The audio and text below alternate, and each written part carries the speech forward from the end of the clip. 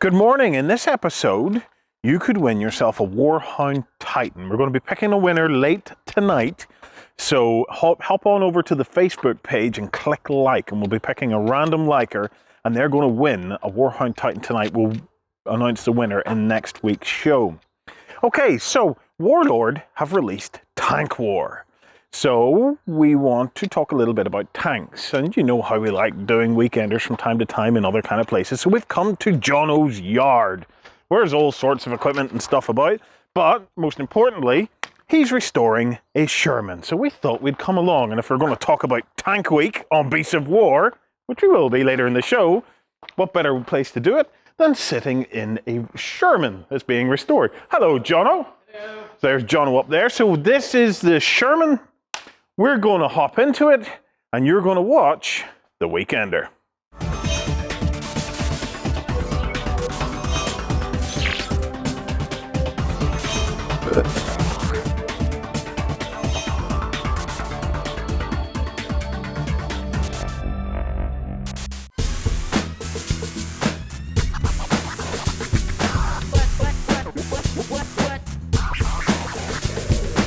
Good morning and welcome to The Weekender. Welcome to the tank. This is Tank, in honor of James Garner, who recently passed away, actually.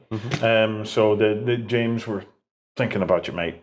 Okay, so by this stage, please tell me you have went to the Facebook page and you have clicked like, and it may well be your name that we pull out tonight after we're finished all of the shows that could have won a Warhound Titan from Forge World. That's a cool prize. That's a very cool prize. Congratulations to last week's winner again, who won the Reaver Titan. But I've got to say, I prefer the Warhound to the Reaver anyway, any day of the week.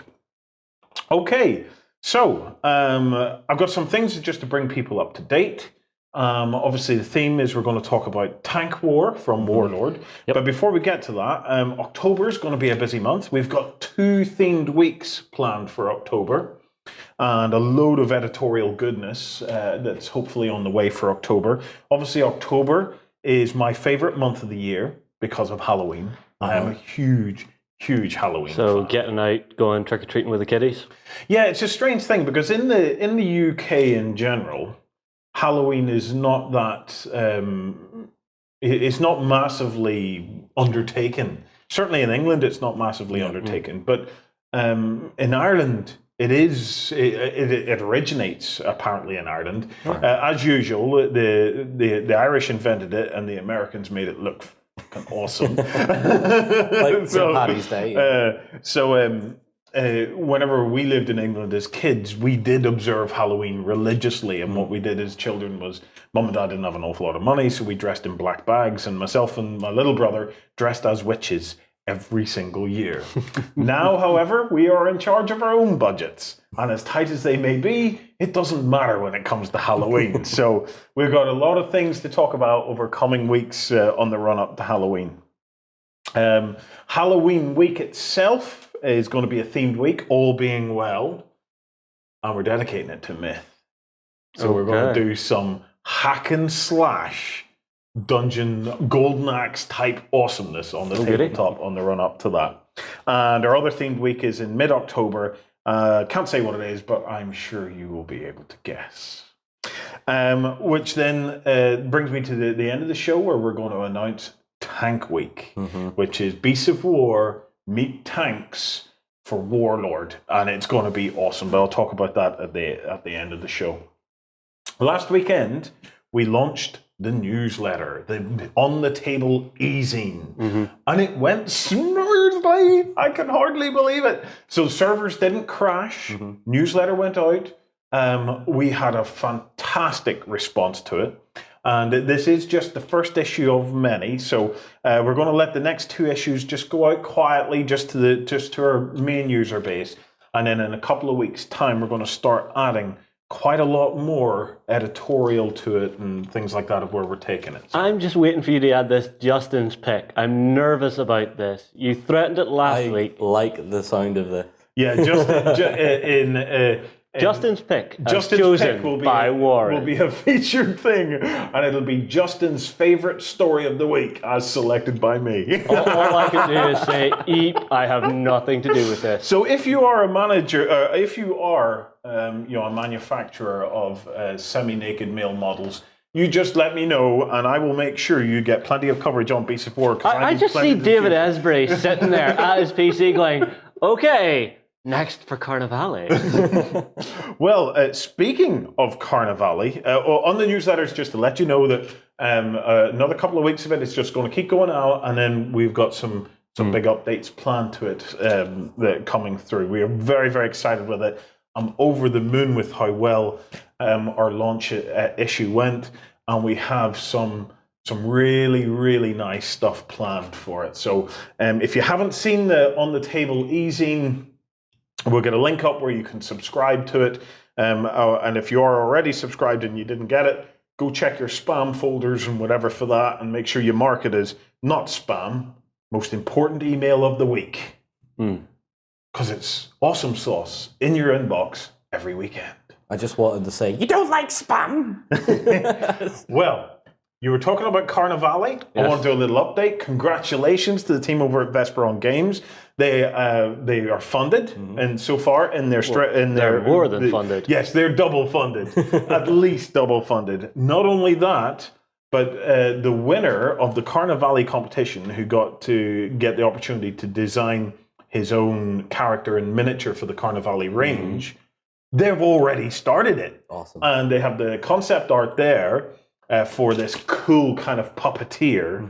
And the puppet is a separate miniature that can go off and kill things.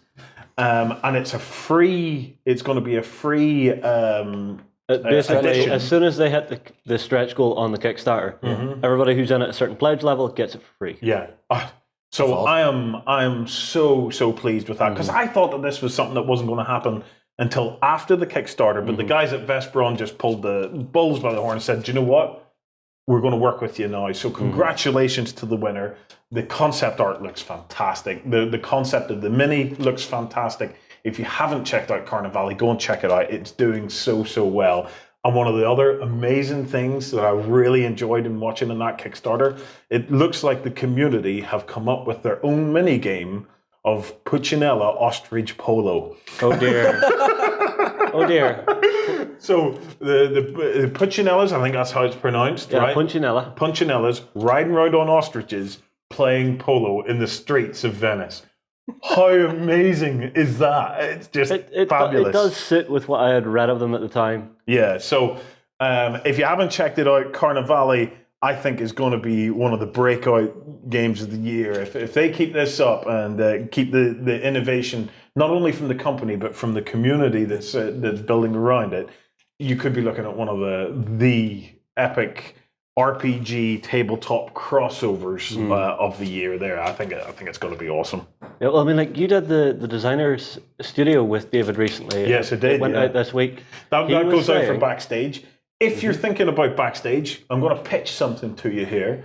We have a series called Designer Studio. So if you're interested in ever getting into the industry, and you want to know what motivates the designers, their background, what they think about game design and stuff like that, that series is now worth its weight in gold. Because we have Rick Priestley has been in it, Alessio Cavattori's been in it, Ronnie Renton's been in it, James Hewitt's been in it, David Esbury's been in it.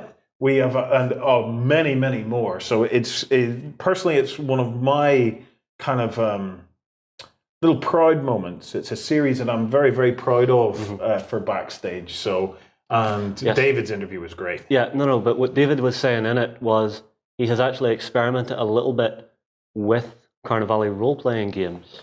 Yes, which I would be very excited to see, David. If you're interested in that, go and check that out. Become a Backstager. I'll have more to entice you into the world of Backstage a little later on. Another Kickstarter, while we're on the topic of Kickstarters, is Rise of the Kage by GCT Studios. These are the guys behind Bushido, which is a beautiful, beautiful miniatures game.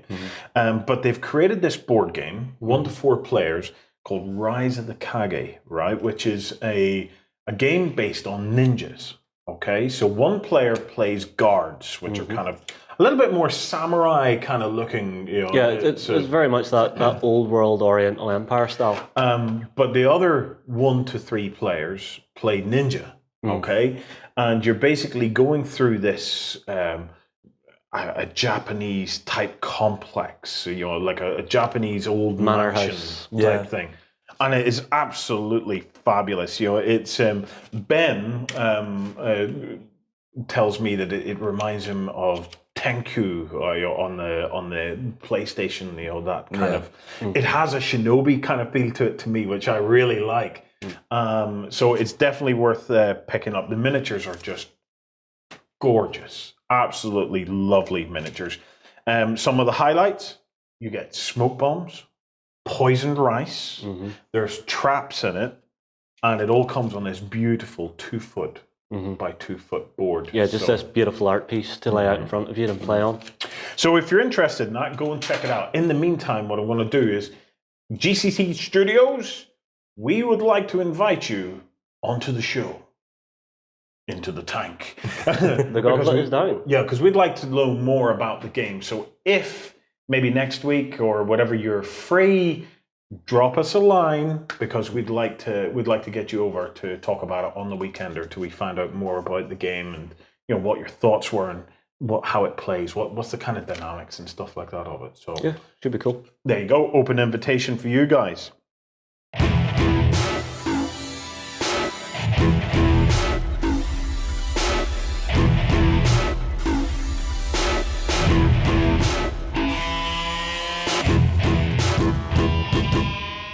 Hello guys, it's Warren here from Beasts of War. Last week's competition was to win a fantastic sci-fi terrain set from Battle Systems.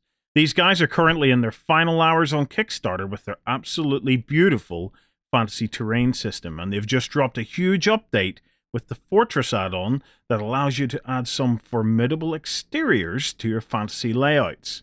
The system, well, it's well worth checking out for any fantasy wargamer or role player. Anyhow, this week's winner of the sci-fi set selected at random was Scott Morgan. Lucky sod.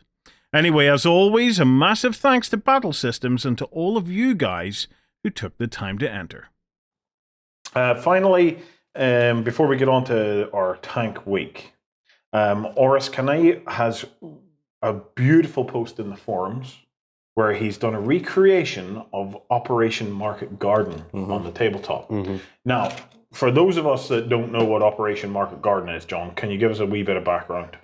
You want the short version. You warned me you wanted the short version, didn't you? Yes, the right. short version. The short version is Market Garden was the British General Montgomery's plan to get troops into Germany and end the war before Christmas 1944. Yeah. So the idea was... The war ended... In 45. In 45, okay. They were trying to end it early. For Christmas. Right. Yeah. Because that's the whole thing. Everyone wanted to go home for Christmas. And the idea was a giant group of ground forces called 30 Corps, which was several tank divisions and all sorts of mechanized infantry, would basically punch a hole through the German lines in one area and drive up this one single road straight into the city of Arnhem. And Arnhem was where the bridge was to cross the Rhine River into Germany. Having to precede 30 Corps, they dropped 3 airborne divisions in front of them. Yeah. And each airborne division captured and held a town that had a strategic bridge. So they captured all the bridges, and then 30 Corps, in theory, drove up the road and crossed the Rhine into Germany. Now, this took place after D-Day, yes? Yeah, this was September 1944. This was, as we're sitting here now, Operation Market Garden would have been happening. So we are on the anniversary of Market Garden. Now, D-Day took place in what, June? June. So this was a few months after D-Day. Yep. They've successfully landed in Normandy. They've secured that. Now they're going to try and finish the war. They've secured France pretty much. They've got Paris. They've got through Belgium and all the other areas, and they're in Holland. And they need to get through Holland to get into what they call the industrial heart of Germany, which was the Ruhr, which is the sort of North Germany, and Holland leads right up into that. So the plan was to get in there, punch into that part of Germany, destroy its manufacturing base, and end the war. So ultimately, the end point is I know it is called Arnhem is a bridge too far, as the movie was called. Yeah. So they didn't get across that. But how much fighting and stuff did they have up until that bridge? Is there a lot of scope for games on the tabletop to get to that point? Absolutely. You have the initial breakthrough of the German lines by 30 Corps. Yeah. So you have massive engagement there of British and Canadian forces pushing towards the first bridge, which was held by the 82nd Airborne, I believe. Yeah. So they have to link up with each airborne division as they leapfrog all these bridges and rivers. Mm-hmm. So you have a lot of fighting because every airborne division was completely surrounded by German forces. Yeah. They had to clear out garrisons in the local towns and hold the bridge until 30 Corps came through and crossed over. Mm-hmm. The plan failed. It became a bridge too far when apparently the Dutch underground reports back to the British forces had been ignored because the Dutch underground were saying there is an SS Panzer division in Arnhem. Yes. Don't come near it because they are here and they are refitting and they are at full strength. Mm-hmm. And the British went, no, we can't afford to put this on hold any longer. We're dropping. So they dropped 1st Airborne Division into Arnhem. Yeah. On gliders and several other things. They parachuted them in, dropped them in the gliders, brought in jeep squadrons with them, like little reconnaissance jeeps. So kind of similar tactics to the Pegasus Bridge type stuff, was it? Where they had the gliders coming in? Pretty much the exact same thing they tried to do, or they did at Pegasus so well. Yeah. The problem was that the landing zones for the Arnhem Bridge were 8 miles from the bridge. It was the only place they could land the troops. Yeah. So if you weren't on a jeep, you were marching 8 miles. Yeah. And then having to have a stand-up fight.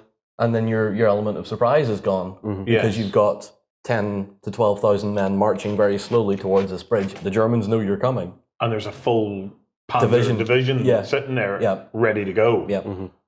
Ow. And that's what happened. So did it end up a stalemate? Did the Germans retake territory? The Germans were big on counterattack. The Germans were huge on counterattack, and when they finally counterattacked in force at Arnhem, they captured the British Airborne Division. Some of it got away, but a lot of them were captured. So was there much of a German pushback from that point? Did they retake much of the captured territory, or did it just kind of stop at that bridge? There's little said about it. I think what had happened was that they sort of had to consolidate back. The Allies had to come back because they had stretched 60 miles into German territory with nothing on their flanks. Uh-huh. So the Germans could have come in and just nipped the whole lot off had they realised how big the operation was. Awesome. It's just, it's staggering. Look, if you're interested in that, head on over to the forum post. There's some gorgeous pictures. The write-up's great, and they're trying to do it with the historical accuracy. It is an incredible episode in the war. So clearly it failed. What happened after that, John? Where did the next big push to finish the job come from then? It came from the Russians mostly. Yeah. We got bogged down in the winter of 44. It was the worst winter in 40 or 50 years. Yeah. Where temperatures were -20, -30 in some places. And the Allied forces couldn't really move. They didn't want to move in the bad weather. In the meantime, at the other side of Germany, the Russians put on huge attacks and started to push right in towards Germany. Yeah. Which, for whatever reason, the Germans then decided we're going to counterattack against the Allies, and the Battle of the Bulge happened. Yes. And after the Battle of the Bulge... Now, the Battle of the Bulge was a huge tank battle. There was a lot of tanks involved. Yeah. There wasn't a lot of tank versus tank combat. There was engagements on smaller Also, it wasn't a tank battle per se. It was a battle that had a lot of tanks in it then. Yeah. Okay. The Germans threw in basically everything they had left in their Western forces. Uh-huh. So they counterattacked through the Ardennes Forest, which they'd done in 1940 to swing around into France and had succeeded brilliantly with, and stalled.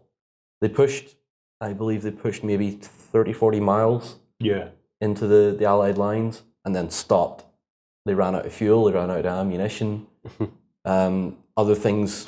This was the Germans ran out of all of this? Yep. Because while this was going on, the RAF and whatnot had been bombing the military installations relentlessly. I've been staggered. I've been told some stats by just how much artillery and stuff was dropped, and it's absolutely staggering. The Allied bombing campaign on German manufacturing started in 1941, and didn't finish until 45. They were still bombing in the last week of the war, just relentlessly, day and night.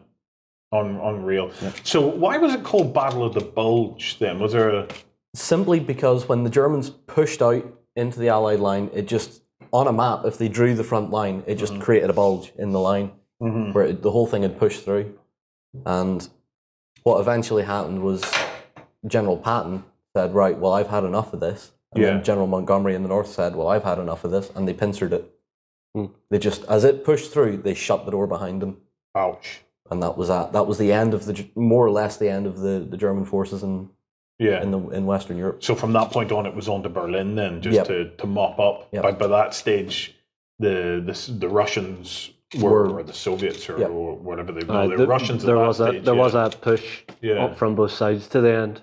You find after Battle of the Bulge on the Russian front, the Russians did Operation Bagration, which was their final push into Germany. Yeah. And that involved something in the region of 11,000 tanks, 25,000 artillery pieces, divisions of infantry. You were talking maybe 2.5 million men.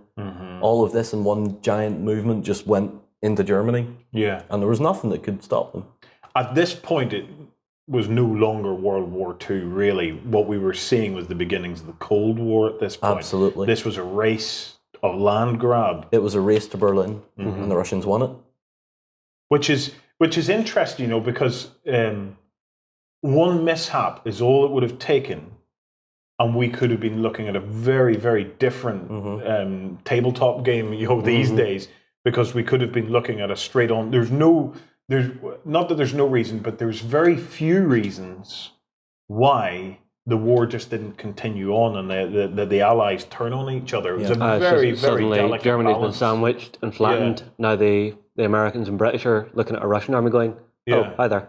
And it's strange because the effects of that we are still feeling today. Very, very clearly we're feeling the effects of that today in eastern Ukraine. Is still a hangover of that race, of that land grab. Everything that became the Soviet Union after the Second World War, when Russia consolidated itself and this Iron Curtain fell across Europe, everything they consolidated is still mostly sort of Russian influenced today, but there obviously a lot of them are their own countries. You have like Georgia and that claimed independence in 2009 or something like that.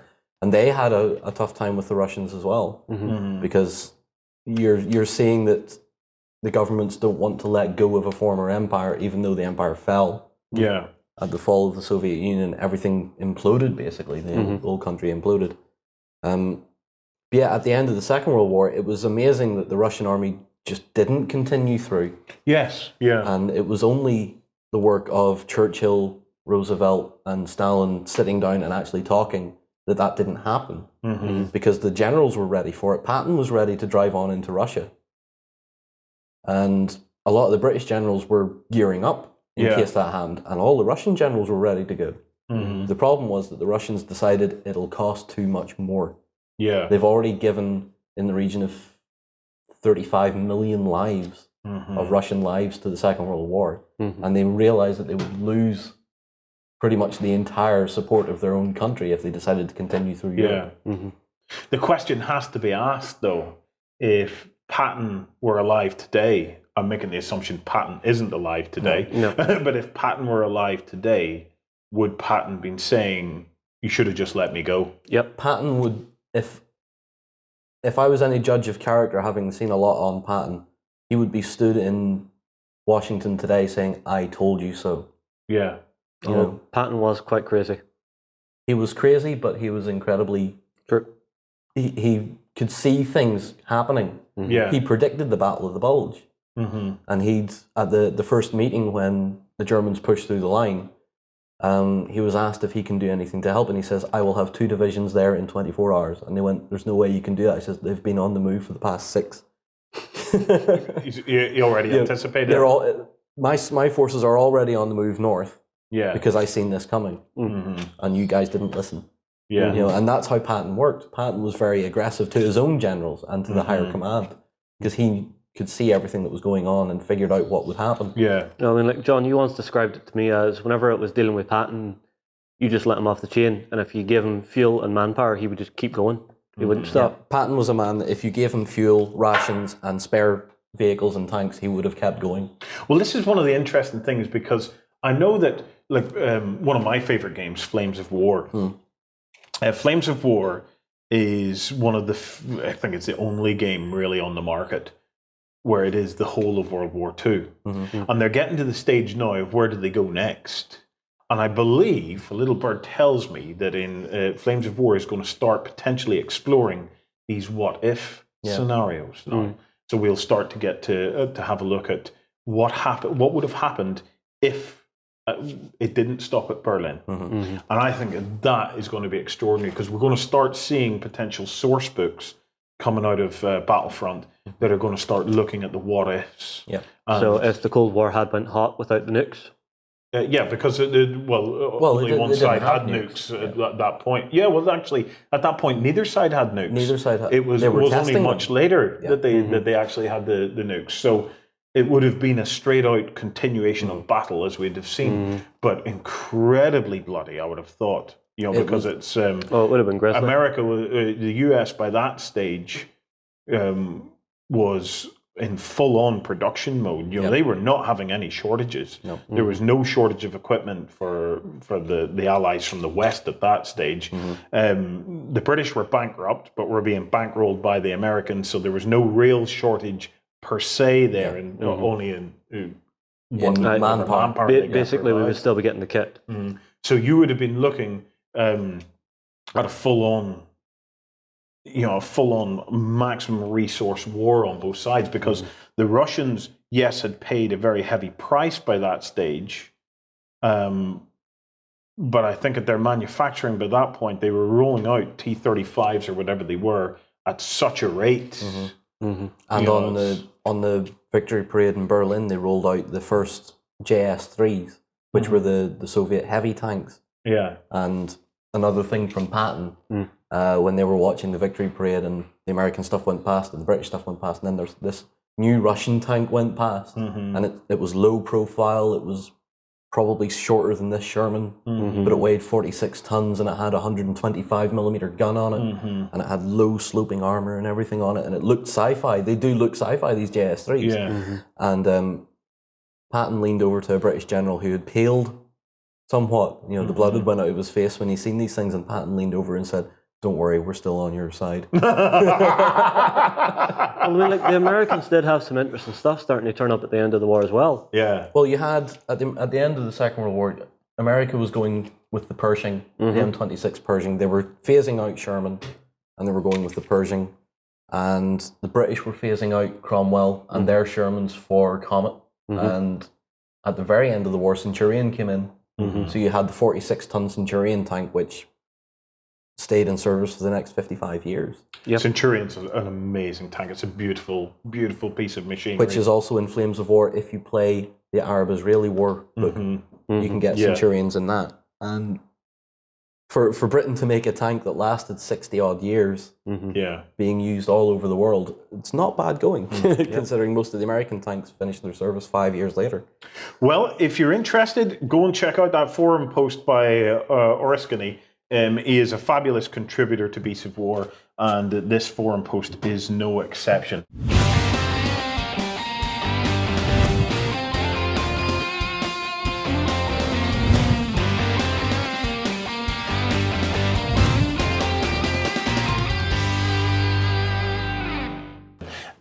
All this talk means it's now time to announce that there is going to be Tank Week on Beasts of War. It's 5 years in the making, because from the very day we started Beasts of War, and the very first week that we did, which was Nid Week, we always talked about someday we have to do Tank Week. Well, as a result of Warlord releasing Tank War for Bolt Action, that dream is now finally coming true. It's scheduled for the last week in November. we're going to have a lot of content on the run-up to Tank Week, because the plan for Tank Week is we're going to have a massive tank battle. So watch out for Hobby Labs, because the next few Hobby Labs, and we're bringing back the Tank God series, so there's a lot of kind of backstage hobby shows that are going to be related to building that board and getting some ideas for what we can do to our tanks and things like that on the run-up to that. And I'm finally getting into World War II as well. You're getting your bolt action I'm getting my bolt action on. I finally got the German army that I've been promising John I would buy for months. Yeah. Although I do need to work on my camouflage style a bit. John has been kind of cracking the whip at me. Well, we're thinking about doing a miniatures ER because Justin is atrocious, as we all know. And in this miniatures ER, Jono's going to take the reins and is going to take one of Justin's tanks, which has been fairly atrociously abused. Yep. And he's going to try and see if he can salvage it somewhere. But let's talk a little bit about Tank War. Tank Week, you mean? No, Tank War, the supplement, the actual supplement. I'm going to hark back, because the first question has to be, and I know some people will ask it, but why? You know, tank battles at 28 mil. That's what we have 15 mil for. And to be fair, yes, 15 mil is a superb scale for doing large engagement tank battles, but that doesn't mean that it's the only scale you can do it at. And I did have this conversation with John Stallard from Warlord some years ago. Shortly after they purchased the bolt action range, I was talking to John about it, and at that stage they were still in their early days of making plans for bolt action, and John and myself were talking about World War II at 28 mil scale, because some people were talking about, even at that stage, 15 mil suits World War II better because the engagements were bigger. Yeah, you have that bigger tactical overview. And John said, and I completely agreed with him at the time and still agree with him now, our good friends at Games Workshop have blazed that trail for us and made this possible for us to do it 28 mil. Yeah. And I said to him, and what exactly do you mean by that, John? And he said, apocalypse. Yeah. He said, Workshop have already set the standard. People are quite happy to play large engagements at 28 mil. They're not going to do it all the time. No. And let's be honest, you don't need to do it all the time. But every single one of us is looking for excuses to buy lots of tanks. And how impressive does it look whenever you and your mate each lay down, say, 12 vehicles to face off against each other? Yeah, 12 vehicles, and potentially at least, because one of the great things about Tank War is it's based on squadrons. I have a little page. This was from the kind of the original kind of prototypey type thing that they were doing for tank battles. But you basically created an armored platoon where you had a command vehicle with 2 additional vehicles that could be tanks, and then you had your other kind of your more standard tank teams and things like that. Yeah, it really is quite special, the different formations and things like that are available in Tank War, and it gives us that opportunity to do what we all have wanted to do, which is 28 mil tanks, hammering it out on the tabletop. Important question for you, Warren. Yes. Will the Nachtwolf be making an appearance at 28 mil? I've got to tell you, Are we going to see an army of silver stugs rolling across? I am so tempted. I know it absolutely sickens you to your core, the possibility of this. I've got to say I'm sorely tempted, but I think I'm going to... Okay, so I think the stugs for my German army are safe. It's how much he wants to annoy me during all this. Yeah, I mean, I am really, really tempted, but I've got to say, I don't want to go I'm not going to go too far into the historical accuracy. That's not my thing. That's your thing. That's what you're there for. I'm going for awesome, okay? And I think that a nicely painted armies, and they don't have to be that complex, some nicely painted tank armies in the traditional kind of colors is going to look as awesome, and hand on heart, probably more awesome than my silver dry brushed monstrosities of Knackwolf Doom rolling across the table. So don't forget your dip. I've got to say, I am erring on finding out and using this as a process to learn a little bit more about World War II camouflage patterns and things like that. Which we'll probably be discussing at some point. Absolutely, and it's I want to see what the options are. I'm not so hung up on we're going to recreate this battle and the camouflage and all. It has to exactly match this battle, and that the camouflage of the different forces has to be of the same time period. So I'm not actually that worried about that. Cool. You're happy. I'm interested in stuff that is generally historically accurate, looks awesome. Yeah. And the game, right, let's talk a bit about the table.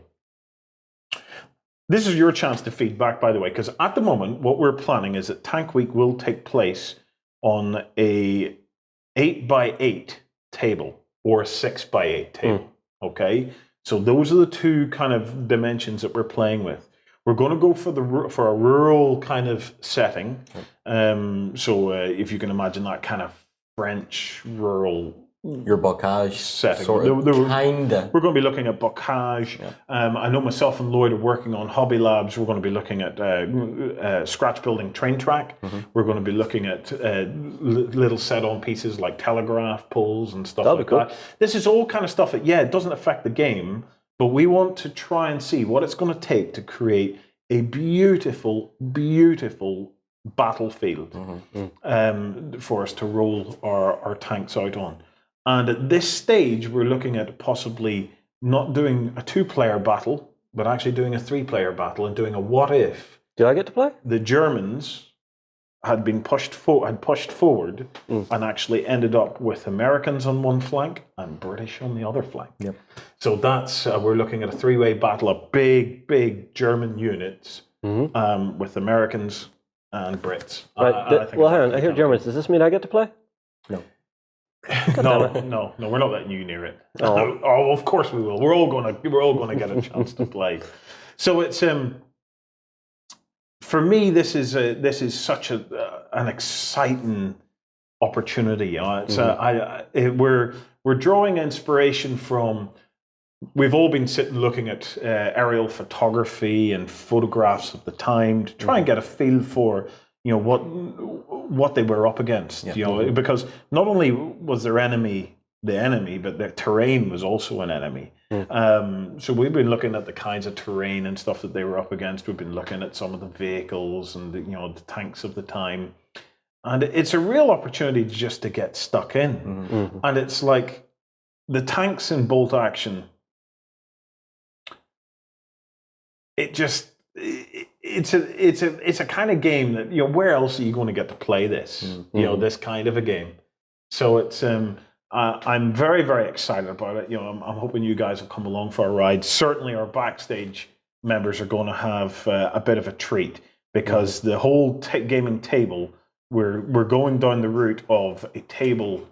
The table that will be used in Tank Week will be something that you can roll out, put together, and then when you're finished, take it all apart again and put it away. But we want it to be as beautiful a table as we have ever built on BC4. So this is quite an ambitious project, and it's one that we're hoping that you guys will be able to follow along with, that whenever we actually reach Tank Week at the end of November, you can actually be playing your own tank battles and stuff as well. So it's it is some interesting stuff ahead. Now, we are here sitting in a Sherman. We are. So what do we know about this vehicle, John? This is one of the things I've got to say is when we came into the workshop today and I walked in, I was struck by how scary the thing is. Whenever you deal with tanks in miniature, which is what most of us do, we look at Shermans in 15mm and even at 28mm. Oh, look, it's tiny and cute. Well, they do tend to look tiny and cute because more often than not, they're sitting beside tigers and stuff like that. King tigers, Yag tigers, the works. And I was actually really kind of taken aback by how big the actual tank is. And whenever you touch it and you feel just how... It almost feels terrifying. It's so solid, so heavy in terms of there's not a single light component on the thing. Every single thing is really, really heavy. And then the actual scale of it itself. If you think, right now, guys, I'm standing where the radio operator would have been. This is me standing on the floor of the tank with just this much of me poking out of the top. So it's not a small vehicle. No, it's not. So what are we sitting in at the moment then, John?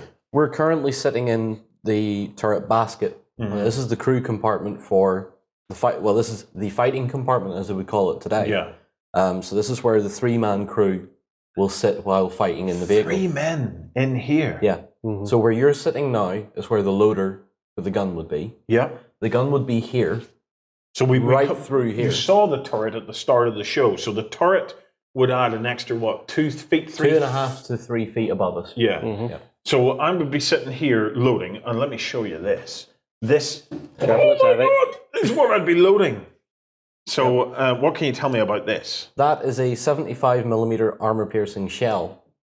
Now, you would call it maybe armor-piercing. You guys that love your German tanks, I'll call it armor-piercing, and you'll giggle. Yes. But this will still kill everything up to Tiger. This was absolutely deadly on Panther tanks on side armor. Panzer IVs, anywhere, front, side, rear, whatever. Tigers, you might get lucky if you get behind it or get close to the side of one. Yeah. And King Tigers, you'd be lucky if you get within 2 miles of the damn thing before it kills you. Yeah. But that is what they fired predominantly against enemy vehicles. And without the charge in the casing, it's still quite heavy, isn't it? It's about 6 kilos or so. So what is this? Is this just machined steel or? It's machined steel, and this bit at the top will be solid. Yeah. And inside will be, I believe at the time it was tungsten. There'll be a tungsten rod through that, which will be up into the core. So this will smack the tank. This piece will try and drive its way through the armor. Yeah. Break itself up, and then the tungsten penetrator will smash through the vehicle. And then is all of this bit then just filled with charge? Is that just filled with gunpowder, It's basically? filled with what's called cordite. And cordite, when you take it out of a shell casing, it looks like spaghetti. Yeah. Dried spaghetti. It's long lengths of stuff. And the idea that they didn't use gunpowder was, gunpowder made a massive smoke cloud when you fired. Yeah. So it would blind you to what you've shot and let them see where you've shot from. Yeah. Cordite also burns slower than gunpowder, which gives it more impetus through the barrel, so it builds up the pressure behind it and gives us a slightly better velocity. Yeah. And out of 75mm Sherman, that should be traveling at about 600 meters a second when it comes out the end of the barrel. What's that, about half the speed of sound, is it? Or it's closing to the speed of sound. It's speed of sound 700 and something miles per hour. And that's traveling just under 1 kilometer a second. Oh. The other interesting thing I noticed about the Sherman that John has here, the gun is actually rifled. Well, this is what I was going to ask. Were the guns, like whenever that came out, was that spinning? That was spinning, yep. So that increased the accuracy dramatically, the whole rifling. I've learned that from a Napoleonic. You were fighting, this is an argument I'm going to throw at the Americans right now. Yeah. All the American viewers. It's a gun, it's not a cannon. It's a cannon when it's smoothbore. It's a gun when it's rifled. Right. So this when you've got rifling in the barrel, it's a gun. When it's a smoothbore barrel, it's a cannon. So they don't make cannons anymore. They do. Is anything smoothbore these days? Yes. Every main battle tank is smoothbore except Challenger and Challenger 2, which are the 2 British main battle tanks. Now, why is that? What's the pros and the cons of each? The pros of smoothbore is you're getting a higher velocity. Yes. So the shell isn't wasting energy spinning up the barrel. Yeah. So it'll travel further, it'll hit harder. It should, in theory, travel further and hit harder. Right. You're probably losing, with modern guns and modern computer technology, you're probably losing accuracy of 6 centimeters. Okay, right, yeah. The British have stuck with, in Challenger 2, they've stuck with a rifled gun, a 120mm gun, whereas the Americans have went with a 120mm smoothbore cannon built by the Rheinmetall company in Germany. And Challenger and Challenger 2 have stuck with this rifle thing because it seems to be a tradition with British tanks. Yeah. British tanks don't have ammunition that looks like that. Right. It's not a shell. It's not one continuous piece. They have what's called split ammunition. And in loader training, you have what's called lap loading. Right. So the loader will, if the gun's loaded currently, while he's waiting for the gun to fire, he is lifting out of the ammunition bin another penetrator, which is the top. Yeah. That will sit in the crook of his arm. When the gun fires, the breech opens, he's immediately put that up the spout. He's then reaching down and pulling out bag charges. Yeah. So you put a bag charge up the barrel, open another compartment and put the percussion cap in, the base of the shell, and that'll go into the breech. Then as soon as the breech is shut, he's lifted another now, what's the benefit of having it multi-part as opposed to a single shell, that you would lift and put in? It's difficult to say because a trained British crew on Challenger 2 will hit 8 targets in a minute. So that's one round, that's one target killed every roughly 6 to 5 seconds or something like that. So they're very efficient. The Americans, because they're using the Rheinmetall, it's a solid piece. Yeah. The only disadvantage I can see with that is that it's awkward. Because if you think that shell's about 2.5 foot long. Yeah, because I'm just looking at this, right? Something like this, if I was sitting in this tank, I have to try and get it up into there, and load it up and pull and whatever. Yep. You need some arms on you, and if you're in the middle of a fierce battle trying to do that, and there's if you're going over rough you have only terrain. space for maybe 12 of these things in this part of the tank. Whereas I suppose if it's all individual components, you can stack smaller, lighter loads to move around easier. Yeah. But you'll find in the American tanks, those shells, because they're 120 millimeter, which is 12 centimeters, so the round is that wide. How do you lift that? And the shell is probably another, I'd say it's another 2 foot longer than that. Yeah. So it's awkward to work. Yeah.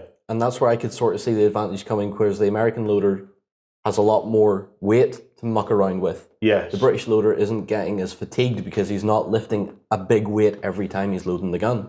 It's in separate pieces and it makes it a bit easier for him. We're bound to be getting to the stage where it's robots that'll do this. There are some autoloaders plenty now. of autoloading technology out there. Yeah. I've seen 1 or 2 artillery pieces that actually just run an autoloader. Yep. Which are incredibly efficient. A French light tank series that came out in the early 1950s had autoloaders in them. Yeah. One of the current versions of the American Striker, which is an 8-wheeled armored vehicle, has a 120 millimeter gun on it that's auto-loaded as well. And there's designs coming out in the next 3 or 4 years from Poland, which have auto-loading tanks as well. Well, look, point us around. Justin's going to film around the tank to try and show you around it. So, engine at the back. Engine's at the back. The engine in this one at the minute is an 18-litre Ford V8. Big 18 litres. Yeah. Big brute. Yeah, okay. It'll run for 2 minutes on the petrol it sucks into the carburetors alone. You know this from experience. We've done that by accident, yeah. So it'll run for 2 minutes on just what it sucks in. Yeah. It'll continue to run for a couple of minutes. Yep. Yeah, its MPG is going to be fairly low, I would imagine. It's roughly 1-to-1. 1 mile to the gallon. To the gallon.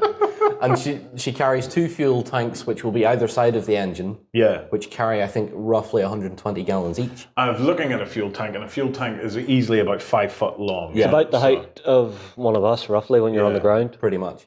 So moving up, you have the firewall, which is this big bulkhead between you and the engine compartment. That's where, in this tank, all your fire extinguisher system is kept, because they did have fire extinguishers in them. Yes. Which is a common thing that a lot of people think there wasn't any protection against fire. Yes. There was fire extinguishers in this that vented in to the engine compartment. Problem is they didn't work half the time. Because the overwhelming thing that I felt when I've been looking in around the tank, and I haven't even tried to crawl in where Justin is. I wouldn't even try if I was you, Warren. It's so tight to get in one of these hatches.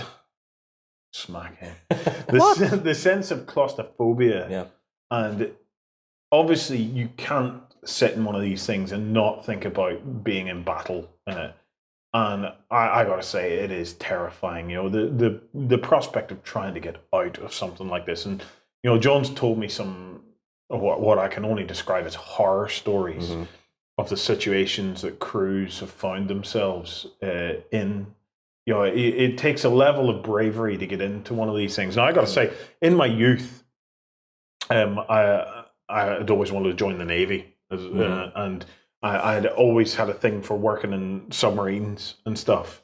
But I've got to say, I'm not sure now I could actually have handled it, because actually sitting in a tank, it just gives me a sense of foreboding. It's nothing normal. Because you just, especially when we look at putting the turret on, how you would get out of something like this. And we know that the Sherman was especially risky, because it was the fuel and the ammunition were both kept at kind of the back, or You had, At the sides. at the sides. if you look at the side armor of the tank, yeah, you're basically looking at all the ammunition storage at the front and all the fuel at the back on the side armor. yeah. So everything behind that is important and a huge fire risk. So if it was hit on the side at all, Something will burn. I just would bang. Yeah. You tell me like 10 seconds roughly to maybe try and get out. If you didn't instantly explode, you had about 10 seconds. If you had an engine fire from a shell hit, you had about 10 seconds to get out. Okay, so the bit we're sitting in is called The turret basket. the turret basket. So you're sitting in the loader's position, and if the gun was in here, you wouldn't be able to see me, Yep. and you wouldn't be able to get out otherwise without going underneath the gun. To try and get out the hatch. Get out the hatch, which would be up here. That's the commander's seat. That's the seat that he would use when hatches are shut. Yep. He has a seat further up for when hatches are open. He'll poke his head out there. So if we were in combat, Yep. I'd be sitting here with ammunition behind me. Yeah. Fuel over just there. Yep. And More no way ammunition out. at your arse. And more ammunition kind of around here. Yep. And no way out other than trying to get it. Yeah. Was I paid more? No. No. According to the movie Fury, which is coming out, Yep. the tank crew, there's a brilliant scene in one of the trailers, go and have a look at it, where they say, well, you do know we get $1.35 a day, and if that's all you're getting paid to sit in one of these things and get shot at all day. Yeah.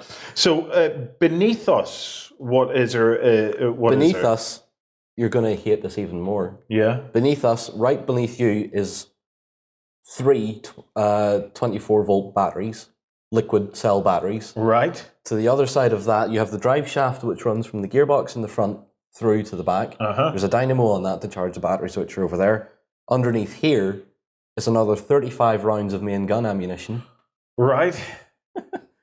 And which sits right behind the co-driver's seat. Yeah, hi.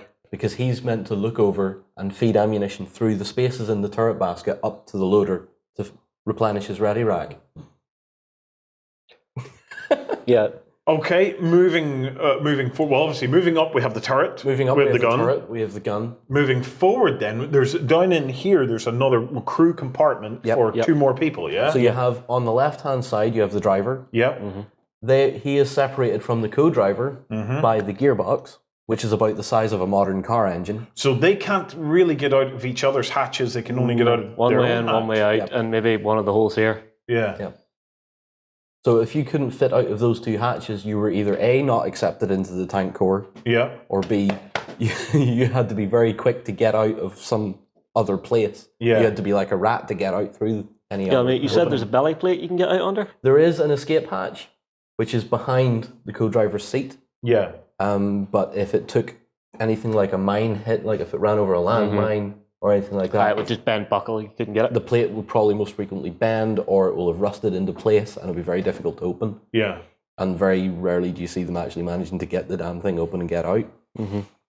So, one of the most interesting things, and it's all been fascinating being here and being able to explore around the tank, but you handed me the manual. The manual, the technical manual for a Sherman tank. Now this one's for an M4A3, which is different. This is an M4A4. I will stop it at that. But that is the technical manual for a Sherman. Now, who was given this? Were basically the crew of a tank expected to go through and learn and research this and read all this? This is a crew manual. It's not like a... This one in particular, if I have a look at it, it's Department Technical Manual. It should, depending on the illustrations, believe it or not, the crew manual is simpler than the technical manual, because the technical manual is for the engineers. Yes. So this is for engineers and guys that were working on the tanks. This is for the guys that repaired them. It's absolutely extraordinary. Some of the technical illustrations and stuff it's in it. It's just is just absolutely fab. But when you were accepted into the tank, into your tank training school or whatever the British and Americans did at the time, you were given one of these books, and you were told, "That's your tank, that's your book. Learn everything about it." You had to go out and you had to explore the vehicle. You had to find where all your fuel was kept, how your ammunition was kept, how to maintain the engine, how to maintain the gearbox. Yeah. If there was an oil leak, how do you find it? Where do you put oil in? How do you maintain the gun? What's the electronic systems that are running the gun? How do you traverse the turret? I think you would love that, John. Oh yeah, I would love it. Well, for me, we often, whenever we're talking about tanks and stuff like that in Beasts of War, we're always thinking about the design of the tanks and stuff like that, and we think all the ingenuity went into the design of it. But I've got to say, after today, spending a little bit of time looking at the tank, looking at the tracks, the components and stuff like that, the ingenuity for me is squarely at the feet of the crews. Of how they actually managed a machine like this on a day-to-day basis. Because I watched GI Blues, Elvis Presley, at the start of the show, they've blown a track, or through a track, I think they called it, on a tank, and it's going to take them a couple of hours, to fix this thrown track. Today, after looking at track and seeing that it weighs about 3.5 tons per side, I'm now amazed that they were able to do anything with it at all. Yeah. I was trying to lift a few links of track, and I was going, "Oh God, I can barely lift it."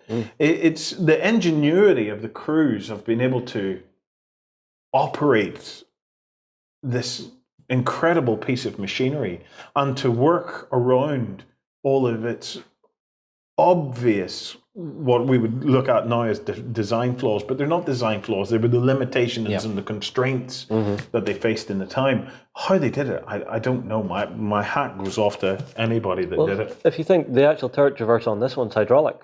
Yeah. They had two systems in Sherman. They had hydraulic and electric. Now, this should have had an electric, but we couldn't find the electric motors. Yeah. So we had to fit a hydraulic system to it.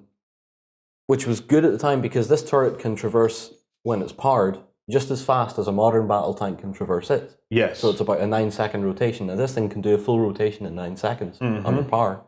And there's a lot of things that came off Sherman that went into a lot of future designs.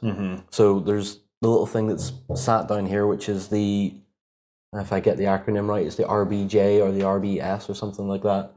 That allows the turret to traverse 360 degrees without tearing any wires out of itself. Yeah. That's the electrical connection. That's the plug that powers the turret and the hull. Yeah. So there's little bits like that came out. Gun stabilization. Yeah, the gyroscopic stabilizing of a gun. Yeah. First fitted to Sherman. Which some crews said was brilliant and some crews said was absolutely rubbish. Which no one now knows how it ever worked.